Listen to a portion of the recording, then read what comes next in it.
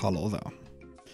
This is just a quick video to illustrate how helicopters and slow-moving helicopters perform against pulse Doppler look-down radar. For that purpose, we have three K-50s. One is set up, bad example, they start all at 108 knots and then they will slow down to the speed towards the waypoint. Which the first one is still 108 knots, that's like slow traveling speed for K-50. At least what I consider. Slow traveling speed for K-50, if you're just moving around the map, where you do not expect to be like searched by radar-equipped fighters, or if your cap is just fine and killing the enemy, so though you don't have to worry. The other one is moving at 40 knots, which is like corresponding to the statement I made that you are fine when you are below 80 kilometers per hour. As we will see, you're mostly fine unless someone comes like straight head-on at you, then they will spot you earlier than not at all. But that's something like that's why I said less than 80 kilometers an hour. We will see like the diagonal scanning mirage will not see the 80 kilometer per hour one at all. Then we have one which I would like, which is moving at 20 knots, which I would consider like the normal speed to move around at a target area when you're already in the weapons envelope, like you against ground targets. Because I usually do not like speed around at like Mach 1 with my K-50 just to like get to a different position. You just strafe a little bit to the left, to the right, ta-la-la. That's usually not faster than 40 kilometers an hour, at least for me. So yeah, let's start this and we will see how this performs.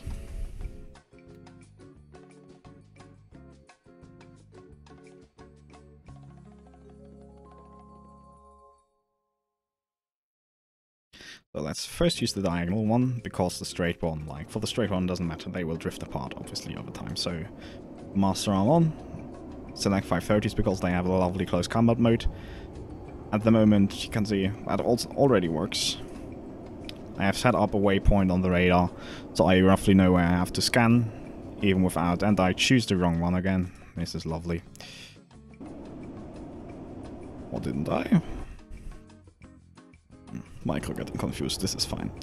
Okay, so that's within 20 miles. And we see one, which is when we lock him.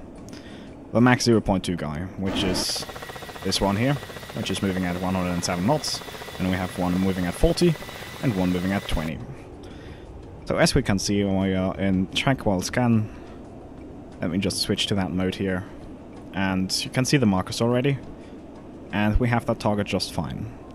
As soon as we get closer, we will get to like 130 angle off, and he will drop off, because he will be at least around 130, and he will drop off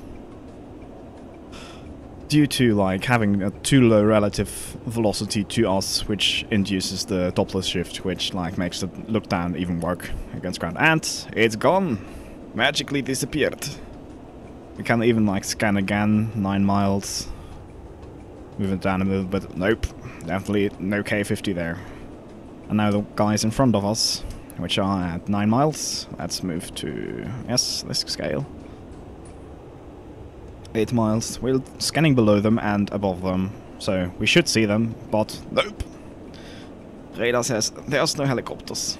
And this is like what I want to like just show. Now we can see again the fast guy.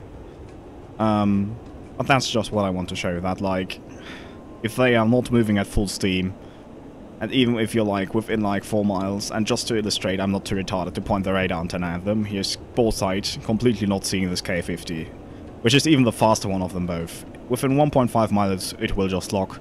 It seems, yep, there it goes. Like within 1.5 miles, pretty much everything just, it doesn't matter. Within 1.5 miles, it locks, and you see the targets, but yeah, 1.5 miles for scanning.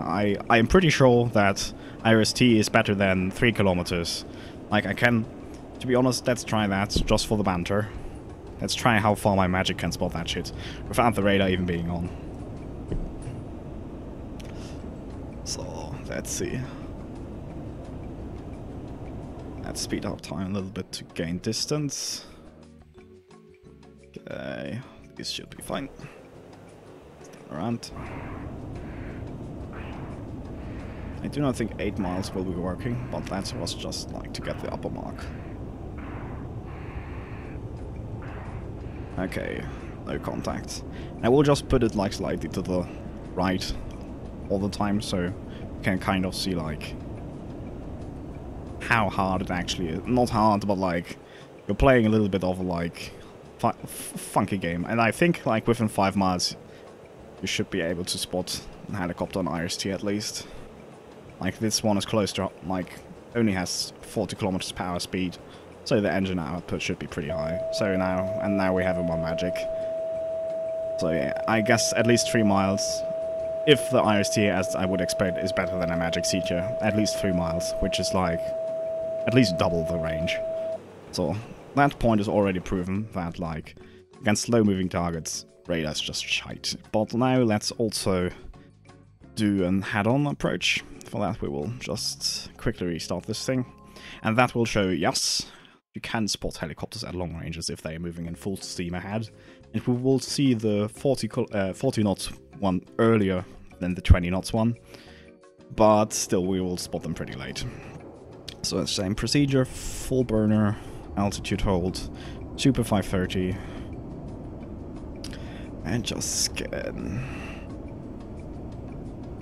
That will speed time up already. Because else that's going to take years to get there. Okay, 32. Yep, and there's already 30 miles, no problem, contact. And that's again the fast guy, max 0.2. 2 minutes, let's speed up the time a little bit again.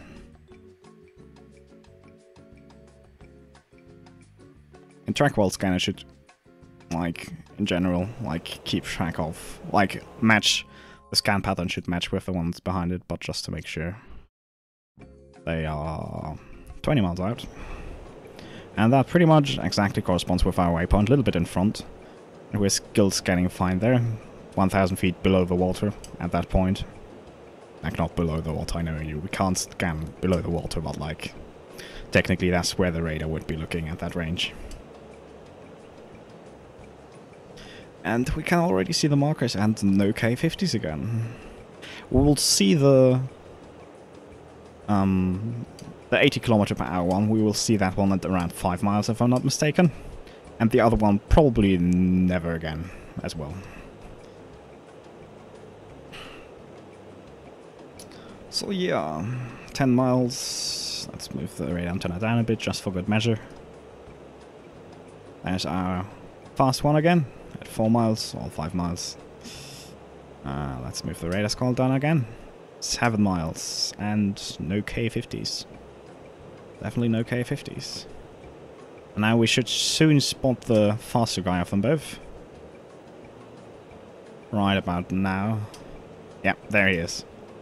That's the fast one. But still no slow K50.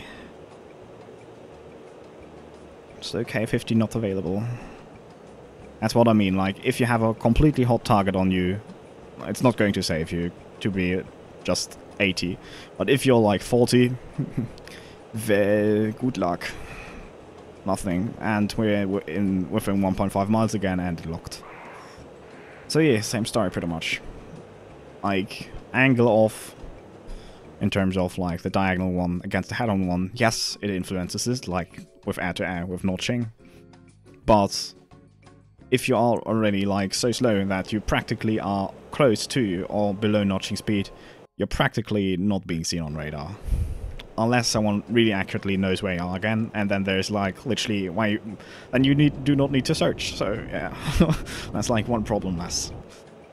So yeah, I hope this video could illustrate and explain a little bit why, at least I think that IRST has greater potential against attacking helicopters, because they are usually not moving faster than 80 kilometers an hour.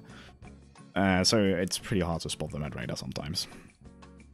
I do not care about this. I'm honestly having fun like searching it, but for like searching for helicopters, but even without radar, just visually. But I don't know, like the statement that IRST was worse at spotting helicopters than radar, I don't know, was a pretty bold statement in my humble opinion.